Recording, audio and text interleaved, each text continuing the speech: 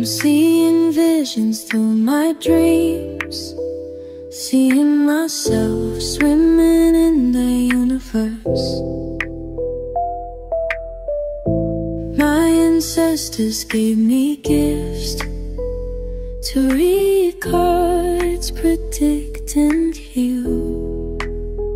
My name is Daphne, but spirit calls me bye-bye love. Angels communicate through numbers. Intuition is so deep. The gift I fully embrace within.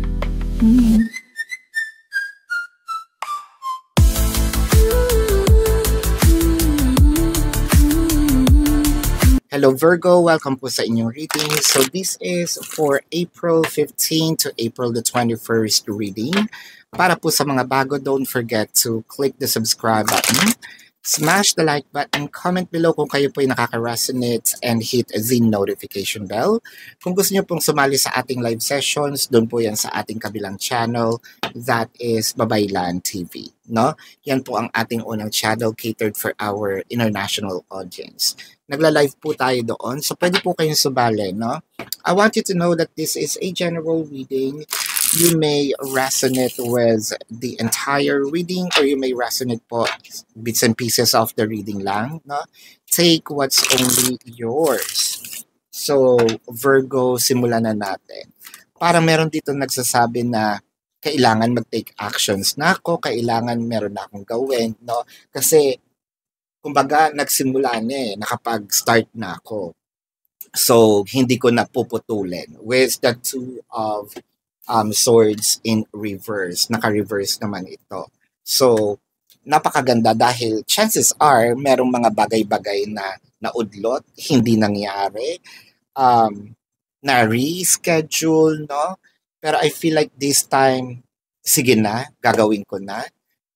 Whether this is you or this is your person, parang sinabi dito na, okay, ito na yung time siguro para maging seryoso ako, no? Sa mga singles, I feel like siguro ito yung time na sinasabi niyo sa sarili niyo, Virgo, na hindi ko naman siya gusto, no? Or baka si person ito na, you know, parang feeling natin, we are buying time, no? Up until meron taong dumating. So, we're entertaining people, no? Ganon din yata sa singles and crushes. Pero I feel like, meron akong nakikita, no? Sa kanya na parang nagugustuhan ko na. With the Ace of Swords and the King of Chalice. So, hindi ko man sinasabi. I feel like meron, whether ikaw ito o yung person na ito, feel like medyo naiisip ka na rin niya paggabi. Medyo naiisip niya na rin na what if magkaroon kami ng intimate moments, no? Sa mga singles yan and crushes and even sa no labels. Sa mga in a relationship, married couple, pasok na natin yung third party, para kasing naudlot, no? May naudlot dito. Hindi, kumbaga, it may be a promise, no? Na half-baked. Tapos, feeling natin, hindi naman natupad, no? But I feel like ito yung time na medyo ipupush ni person, no? Gagawin ni person itong mga bagay na, sige na gawin na natin, parang ikaw na trauma ka. Kasi, lagi ka namang puro salita, nasan si gawa. So, kung meron man itong mga bagay na pinangako noon, ilang beses man napako, I think na ito yung time na medyo ibibigay, no, ni person ito kung ano yung mga dapat niyang gawin, no?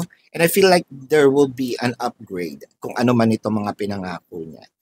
Imagine the Five of Pentacles, the Hangman, and the Eight of Swords. So, chances are, yung mga nangyari before, intention yun, no?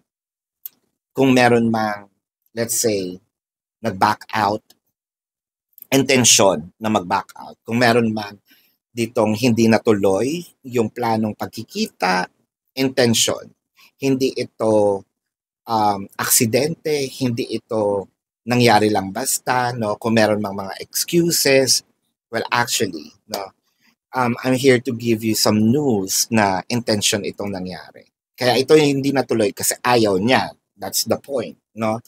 I feel like hindi pa siya ganun ka seryoso that time, no? So sa mga singles, crushes, no labels, parang feeling kasi natin dito pinaasa tayo, no?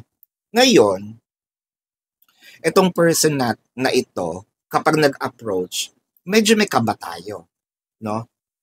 Baka kasi maisip natin, ay, paaasahin na lang na naman ba ako uli? Magpa-promise na naman ba siya, no? Nang hindi na naman niya tutuparin, no? Parang ganun sa in a relationship, married couple, in a third party situation, no? Parang sinasabi dito, lagi na lang nangangako pero hindi naman natutupad. Lagi na lang merong mga promises pero laging made to be broken.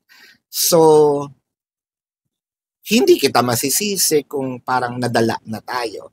5 of Pentacles, clarified by the 3 of Swords and the 5 of Swords. Kasi parang ang lumalabas dito dati, para bang nagiging gutom na gutom natin, no? Gutom na gutom tayong ma-experience ang mga bagay kasi siya yung nangako, pinaalala lang natin. Tapos lumalabas pa siguro dati na tain-tain naman to mangyari. So, sa'yo, tumahimik ka na lang. Ngayon, ibabalik niya yung mga ganong mga promises. So, parang sa'yo, gagawin ba niya talaga? No? Doon sa mga crushes, singles, and no labels, no, na, or situationship, parang sinasabi natin dito, ano ba? Hindi ko makuha kung anong trip, no? Hindi ko mabasa si person. Hindi ko alam kung anong gusto niya. Parang kung ako yung lumalayo, no? Nung lumalayo na ako, hinahatak naman niya ako. Ano ba talaga gusto mo mangyari, ate? Or ang gusto mo mangyari, kuya? No? Yun yung gustong mong itanong. Sa mga third party relationship naman, I feel like sinabi mo dito, ayoko na. And then, sinasabihin niya, mahal kita eh. So, kung mahal mo ako, ba't hindi mo ipaglaban, no, itong relationship natin? Kung mahal mo ako, bakit hindi mo panindigan itong relationship natin? So, Virgo, ang nakikita kasi natin dito, that time, no, kahit meron siyang nararamdaman, hindi pa siya ganun ka-sure. Pero ngayon, parang it felt very different, no? Different in a way dahil meron itong, kumbaga may clarity, no? May clarity na sa kanya. Meron ng will. And I think na medyo nagde-daydream na siya to have a deeper relationship with you. Katulad ng sinabi ko, to a point wherein baka gusto niya may mangyari uli, or gusto niya may mangyari na, or maulit itong, intimate moments ninyo. Into the sea. The Knight of Wands. The 4 of Wands. And the 8 of Wands. Naiintindihan ko, no? Kung meron tayong mga apprehensions, kung meron tayong doubts dito kay person, no? Kasi mahirap umasa, no? I feel like ito yung magiging title nito, mahirap umasa. Ilang beses na tayong pinaasa, ilang beses naman tayong umoo, no? Nag-hope. But I feel like this time gagawin na to. Kasi with the 4 of Wands, no, parang nakikita natin dito, I want to build some real connections with you. I want to bridge the gap. I want to establish, no, yung commitment na matatawag nating strong, no, with a deep foundation. Ngayon, with the 8 of Wands, are we enthusiastic enough with the Chariot and the Strength card? And I feel like this is the time na medyo mababago ang ating pananaw kay person para masasabi natin, meron din naman pala siyang mga bagay na gagawin, no? Doon sa mga promises niya. Better late than never. Yun nga lang, no? Medyo late pero hayaan na natin kasi at one point in time, ginusto din na naman natin ma-experience, no?